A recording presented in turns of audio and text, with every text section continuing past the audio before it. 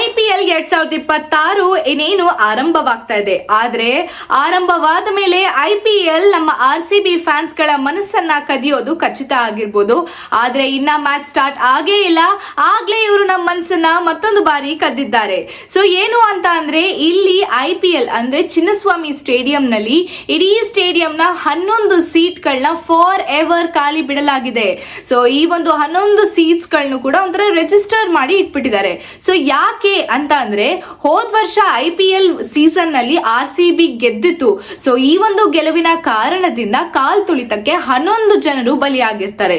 So ಆ 11 ಜನರ ಬಲಿಯಾಗಿರೋರ ಸ್ಮರಣೆಗೋಸ್ಕರ ಆಗಿರ್ಬೋದು ಅಥವಾ ಅವರ ನೆನಪಿನಗೋಸ್ಕರ ಆಗಿರ್ಬೋದು, ಚಿನ್ನಸ್ವಾಮಿ ಸ್ಟೇಡಿಯಂ ನಲ್ಲಿ 11 ಸೀಟ್ಸ್ ಗಳನ್ನ ಯಾವಾಗಲೂ ಸಹ ಖಾಲಿ ಬಿಟ್ಟಿರ್ತಾರೆ.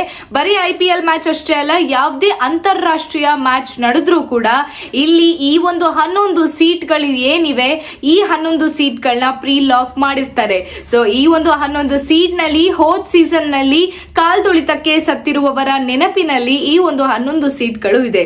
ಸೊ ಹಾಗಿದ್ರೆ IPL ಸ್ಟಾರ್ಟ್ ಆಗೋಕ್ಕಿಂತ ಮುಂಚೆನೆ ಒಂದು ಒಳ್ಳೆ ಸ್ಟಾರ್ಟ್ ಮೂಲಕ ಸ್ಟಾರ್ಟ್ ಆಗಿದೆ ಆಲ್ರೆಡಿ. ಸೊ ಹಾಗಿದ್ರೆ ಮುಂದೆ ಯಾವ ರೀತಿ ಇರುತ್ತೆ ಅನ್ನೋದನ್ನ ನಾವು ಕಾದು ನೋಡೋಣ. ಸೊ ಇದೇ ರೀತಿಯಾದಂತಹ ಇನ್ನು ಮುಂದೆ ಬರುವಂತಹ IPL ಲೈವ್ ಅಪ್ಡೇಟ್ಸ್ ಗಾಗಿ ಸಾರ್ವಭೌಮ ಟಿವಿಯನ್ನ ಫಾಲೋ ಮಾಡಿ ಮತ್ತು ಸಬ್ಸ್ಕ್ರೈಬ್ ಮಾಡಿ. ಧನ್ಯವಾದಗಳು. ನಾನು ನಿಮ್ಮ ಮೇಘನಾ.